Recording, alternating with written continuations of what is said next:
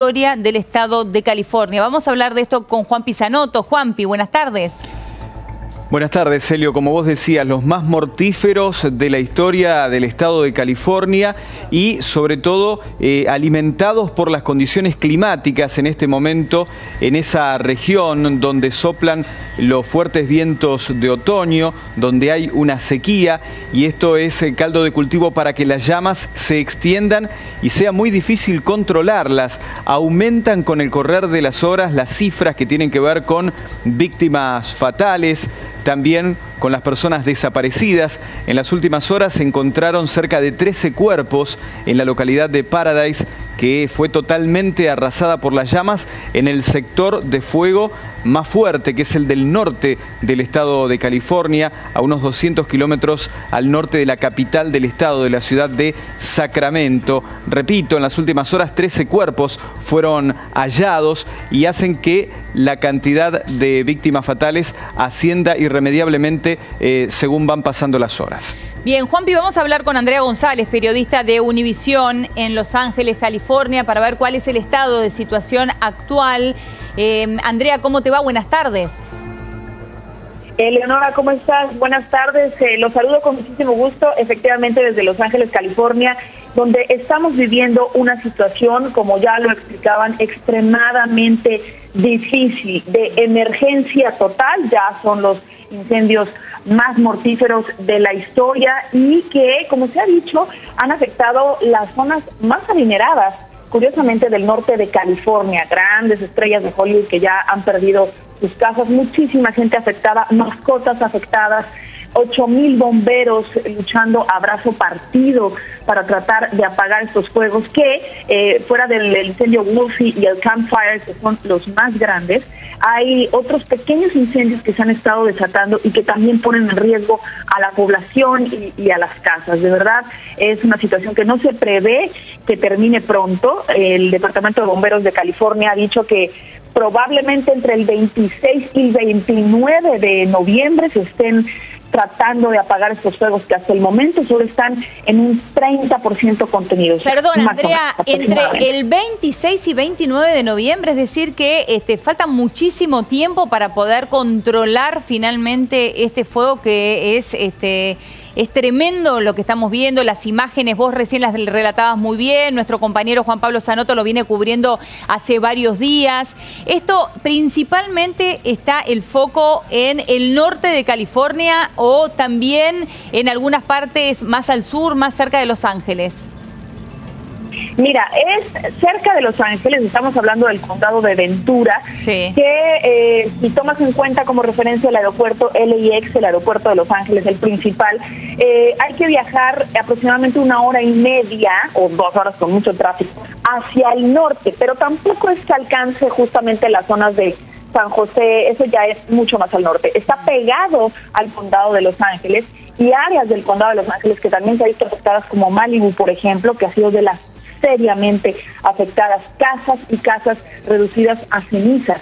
Entonces, bueno, pues es lo que te puedo decir, al norte del condado de Los Ángeles, del condado de Ventura, está seriamente afectado, por supuesto, la comunidad de Thousand Oaks, que acaba de vivir la tragedia de la balacera en el bar Borderline, donde se murieron 13 personas, incluidas el pistolero. Bueno, pues esa comunidad también está seriamente afectada. Entonces, eso es lo que se está viviendo y por eso se prevé que se puedan controlar hasta esa fecha por 2 razones. Son demasiado grandes los incendios, no se dan abasto los bomberos y las condiciones climatológicas no ayudan porque hay una sequía, como ustedes seguramente lo sabrán, una sequía bravísima que se vive en California desde hace 10 años. Y estas condiciones, como hay mucha madera seca, los árboles se secan, eso pues obviamente es combustible perfecto para que se siga prendiendo el fuego. No se prevé lluvia, no se prevé humedad y es por eso que no creen que lo vayan a poder controlar en los próximos 15 días. Andrea, en las últimas horas el presidente norteamericano Donald Trump ha declarado el estado de gravedad en California. Esto en los hechos prácticos, ¿qué significa? ¿Habrá más partidas de dinero, mayor infraestructura, más cantidad de hombres para colaborar con las tareas para sofocar el fuego? Mira, es curioso porque apenas el día de ayer Donald Trump estaba declarando que estaba ya cansado de enviar recursos federales a California porque siempre era la misma historia con los incendios. Sí. Hay que conocer un poco la historia del estado y lo que les contaba, las condiciones climatológicas y por qué se da esta situación para poder responsabilizar, ¿no?, en estas desgracias. El día de hoy, como tú lo mencionas, claro, ya cambió de opinión porque ya vio la magnitud y lo declaró desastre de especial gravedad. Esperemos de verdad que el señor presidente de los Estados Unidos tome conciencia de que esto no es si te quiero dar dinero o no, o ya me cansaste. Esto es una emergencia humanitaria para cualquier país del mundo, cualquier estado que le suceda esto. Requiere de fondos, por supuesto que requiere de más hombres, requiere de más dinero, porque California no se da abasto, han venido bomberos de todos los estados del país y esperemos que lleguen de otros países también a apoyar pues esta situación que además está fuera de control, porque uno nunca puede saber hasta dónde va a llegar el fuego, cuánto tiempo más se va a extender y va a afectar, cuántas casas más, cuántas personas desaparecidas más. Hasta el momento van más de 200 desaparecidos. Y como lo mencionabas tú, 44 muertos, que la mayoría, por cierto, ha muerto tratando de escapar de sus autos, porque muchos quieren llegar a sus casas y atraviesan las llamas sobre la carretera. Es que está muy cerca el fuego de las casas y de la carretera, contrario al año pasado, diciembre del año pasado, que también vivimos unos incendios tremendos, pero no estaban tan cerca de las estructuras y de las casas. Andrea, por último, ¿se están utilizando aviones hidrantes, además del gran labor que hacen los bomberos allí en California? Todo, Eleonora, se está utilizando. Vemos constantemente helicópteros que están, pues obviamente, rociando de agua. Han llegado refuerzos, como lo mencionaba, de bomberos. Eso es lo que se está haciendo y sobre todo, pues también la labor de prevención con las poblaciones, porque mucha gente no quiere salirse de sus casas, tienen que hacerlo. Y otra situación que está ocurriendo ahora y que es, bueno, bastante peligrosa, es que el agua potable se ha contaminado con ciertas bacterias, obviamente se han roto tuberías, ha habido un movimiento pues que no es normal.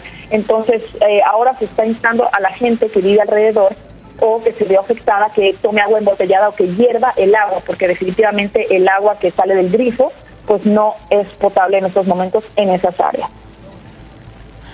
Bueno, es impactante lo que estás contando, Andrea. Por otra parte, ¿qué pasa con las personas que no pueden obviamente volver a sus casas? ¿Qué ha hecho el Estado con respecto a esto? ¿En dónde se están refugiando?